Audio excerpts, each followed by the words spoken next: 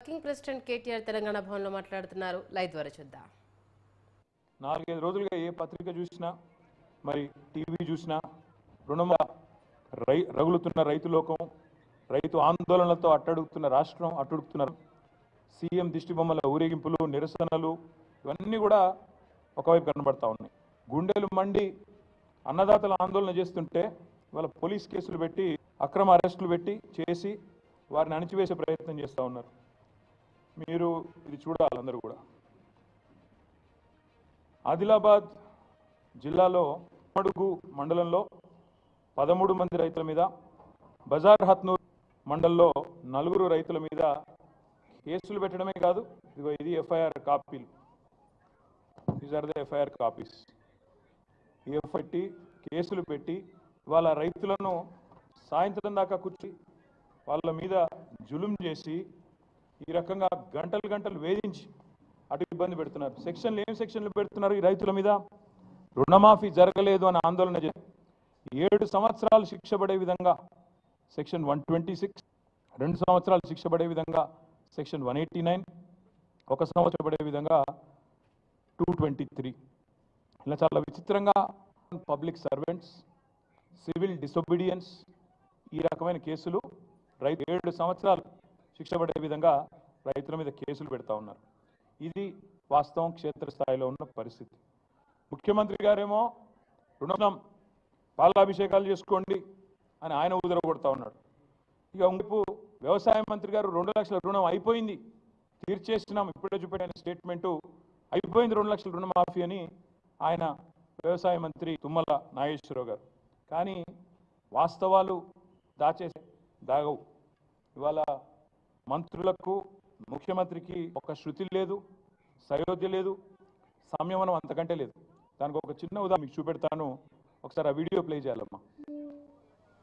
తిరగకంటేనే తెలంగాణ రాష్ట్రంలో ఉన్న లక్షలాది మంది రైతునికి 2 లక్షల రూపాయల రుణమాఫీ, 31,000 కోట్ల రూపాయలను వారికి రుణ విముక్తులను చేసి బ్యాంకుల నుంచి వాళ్లకు స్వేచ్ఛను ప్రసాదించి నా తెలంగాణ రైతాంగం ఈనాడు మన రాష్ట్రంలో రుణ విముక్తులై స్వేచ్ఛాయువులు పీల్చుకునే విధంగా ఈనాడు కాంగ్రెస్ పార్టీ నిర్ణయం తీసుకు. మిత్రులారా,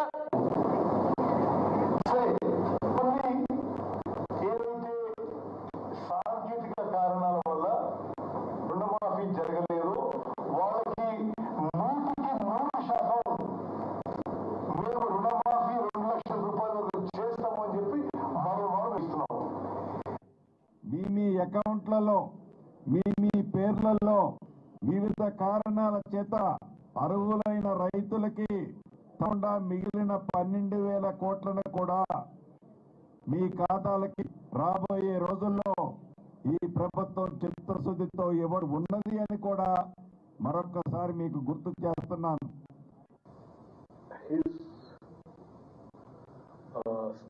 Statistics is saying that so far only 7,500 crores only have been renewed and given to the farmers.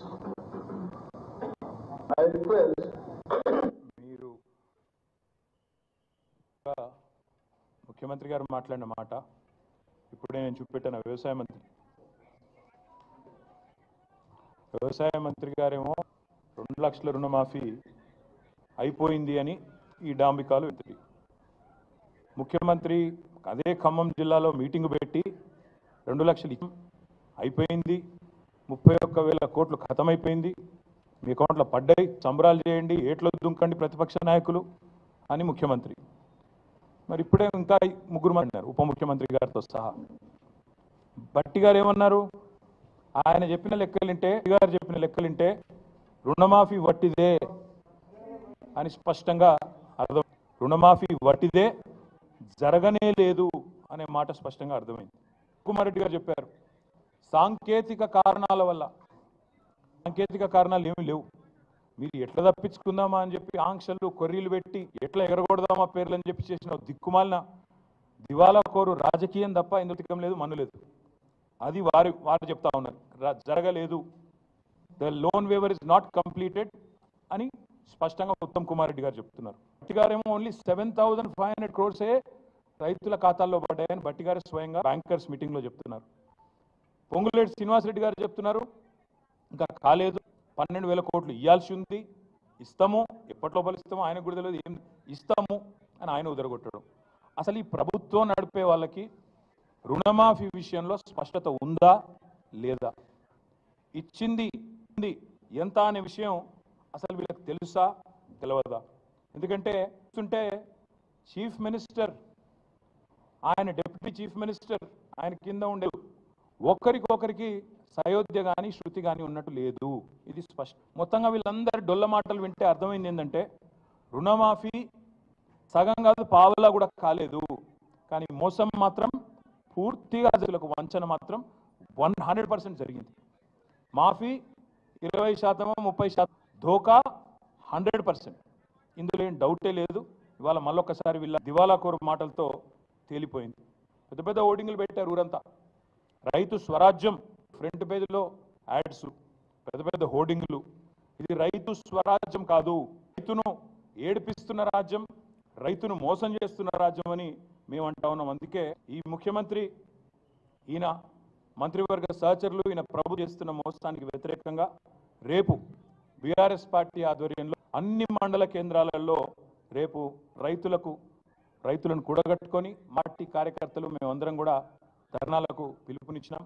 నేను ముందుగా ఈ ధర్నా ముందు మా నాయకులకు నేను విజ్ఞప్తి చేస్తా ఉన్నాను, మీరు నిరసనలకు శ్రీకారం చుట్టే ముందు నిన్న ముఖ్యమంత్రి మాట్లాడిన చిల్లర మాటలు, ఆయన అవాకులు చివాకులు కారు కూతలు ఏదైతే దిగజారు భాష వాడిండో, తెలంగాణ తల్లిని ఉద్దేశించి తెలంగాణ తల్లి విగ్రహం పెట్టడం అడిగితే ఆయన ఏదైతే ఒక బజారు భాష వాడినాడో దానికి నిరసనగా రేపు ఎక్కడికక్కడ మీరు ధర్నాకి ఉపక్రమించే ముందు తెలంగాణ తల్లి విగ్రహం ఉంటే ఆ విగ్రహానికి పాలాభిషేకం చేయండి, నిరసనలో కూర్చోండి. ఒకవేళ అక్కడ విగ్రహం లేకపోతే మీ మండల కేంద్రాల్లో తప్పకుండా ఒక అన్న పెట్టి తెలంగాణ తల్లిది, ఆ తల్లికి పాలాభిషేకం చేసి ఇవి క్షమించమని కోరి దయచేసి నిరసనలకు ఉపక్రమించమని చెప్పి మా నాయకులకు కార్యకర్తలకు నేను విజ్ఞప్తి చేస్తా ఉన్నా.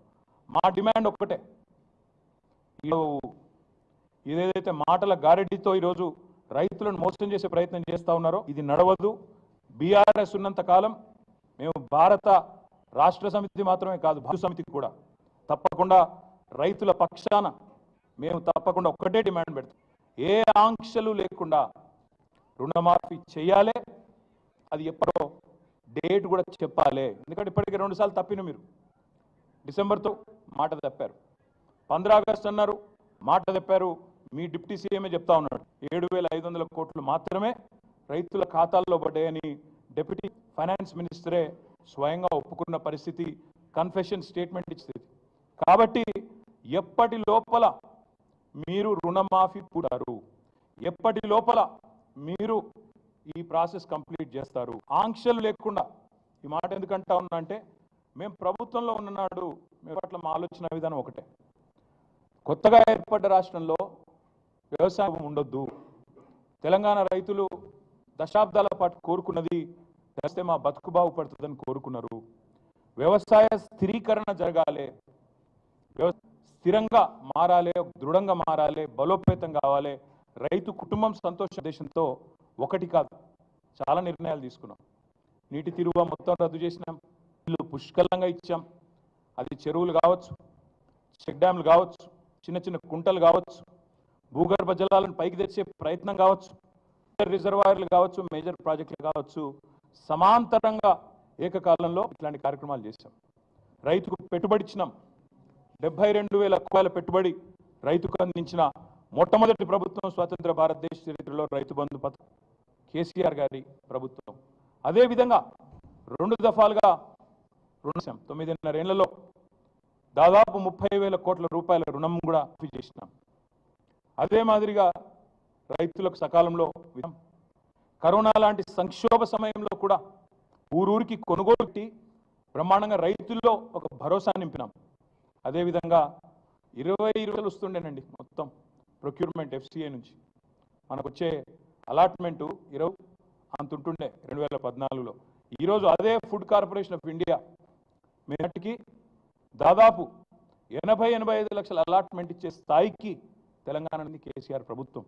మేము చెప్పడం కాదు, ఎన్సీఆర్బి డేటా ప్రకారం, national crime records bureau data ప్రకారం భారతదేశంలోనే సూచితుల ఆత్మహత్యలు ఎక్కడ తగ్గినాయి అంటే తెలంగాణ అని చెప్పి పార్లమెంట్లో కేంద్ర ప్రభుత్వమే స్వయంగా పరిస్థితి, పత్రికలు రాసిన పరిస్థితి. This is what we have done. ఏం చేసిండు కేసీఆర్ అంటే 10 ఏళ్లలో భరోసా నింపిండు, వ్యవసాయ విస్తరణ చేసి, మొత్తంగా రైతుకు పెట్టుబడి ఇచ్చి, కడుపు నిండా కరెంట్ ఇచ్చి, ఫ్రీగా నీళ్ళు ఇచ్చి, తిరువ రద్దు చేసి, భూమి శిస్తు రద్దు చేసి, ఇవన్నీ కూడా తీసేసి రైతుల్లో ఒక భరోసా నింపి, చెరువులు కుంటలు ఎప్పటికప్పుడు నింపేది మేము. ఒక పద్ధతి ప్రకారం, ఒక వ్యూహం ప్రకారం వ్యవసాయ స్థిరీకరణ వైపు మరి ముందుకు పోయినాం. కాబట్టే రైతు మేము దిగిపోయినాడు బాగుండే. కానీ మీరు ఏం చేస్తున్నారు ఈరోజు? ఆంక్షలతో మీరు ఒక మాట అంటా ఉన్నారు, వ్యవసాయ స్థిరీకరణ చేసే క్రమంలో లేదు. రైతు పెద్దవాడ, చిన్నవాడ, రైతు ఉద్యోగం, ఐటీ పేయ్యా, మేము చూడలేము అవన్నీ. తెలంగాణ రైతు ఎవరైనా రైతే. ఎందుకంటే రైతు కింద మళ్ళీ రైతు కూలీలు ఉంటారు, ఆయన చుట్టూ ఆధారపడ్డ ఒక ఈకో సిస్టమ్ ఉంటుంది. వాళ్ళందరూ చిన్న పెద్ద అని కటింగ్లు పెట్టాలి, కొర్రీలు పెట్టాలి, ఆంక్షలు పెట్టాలని మేము చూడకుండా రైతును రైతుగా చూసి వ్యవసాయ స్థిరమైన లక్ష్యంగా మేము ముందు పోయినాం. కాబట్టే తెలంగాణ ఈరోజు పంజాబ్ను, హర్యానా వ్యవసాయంలో, వరిధాన్యం ఉత్పత్తిలో భారతదేశంలో అగ్రభాగాన ఉన్నది. కానీ మీరు ఇవాళ పూటకో మాట, రోజుకొక కొత్త ఆంక్ష. మీ భ్రష్టాచారులే చెప్తున్నారు కదా ముఖ్యమంత్రి, అసలు 100% రుణమాఫీ కాలేదు, ఇది బోగస్ అన్నారు. ఒకరోజేమో విచిత్రమైన మాటలు.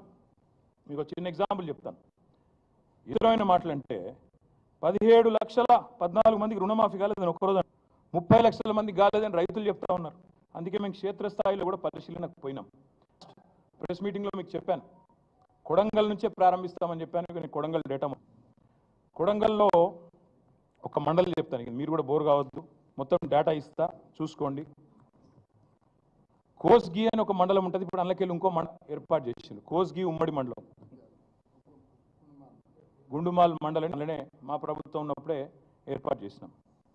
కోస్గి అనే మండలం ఎగ్జాంపుల్ చెప్తాను నేను మీకు, దాన్ని బట్టి మీరు అర్థం చేసుకోవచ్చు. ముఖ్యమంత్రి సొంత నియోజకవర్గం పరిస్థితి. కోస్గి ఉమ్మడి మండలంలో మొత్తం 4 బ్యాంకులు ఉన్నాయండి, 5, 2 SBI బ్రాంచ్లు ఉన్నాయి, 2 తెలంగాణ గ్రామీణ వికాస్ ఉన్నాయి, అదేవిధంగా 1 Mahabub Nagar DCC bank single window, మొత్తం 5.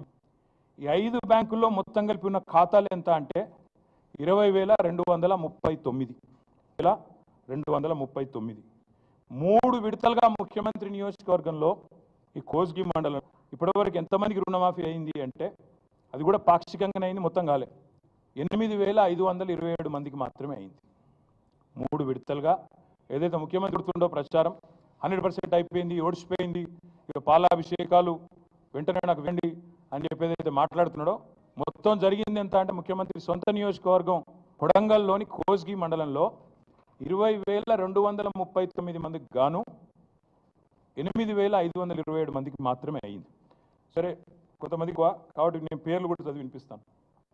కోస్గి మండలం భక్తిమల్ల అనే గ్రామంలో 988 మంది రైతులు, జారం గ్రామంలో 579, మీర్జాపూర్లో 641, ఆమ్లికుంటలో 528, ఇట్లా మొత్తం 26 గ్రామాల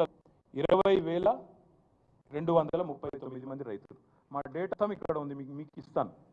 రైతుల పేర్లు, వాళ్ళ అకౌంట్ నెంబర్లు. ఈ ఒక్క కొడంగల్, కోస్గి, సారీ నాట్ కొడంగల్, ఇది ఒక్క కోస్గి, ఒక్క మండల్ కథ.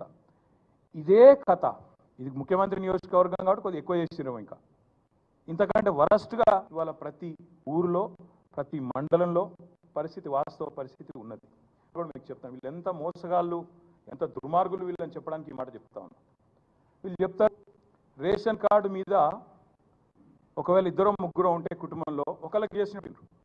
ఇగో ఇది కూడా ముఖ్యమంత్రి నియోజకవర్గం, ఆయన కాన్స్టిట్యున్సీ, మా నరేందర్ అన్న, మా ఎక్స్ఎమ్మెల్యే నరేందర్ రెడ్డి గారు, మా సోదరుడు మాజీ గ్రంథాలయ సంస్థ చైర్మన్ రామకృష్ణ గారు వివరాలన్నీ కూడా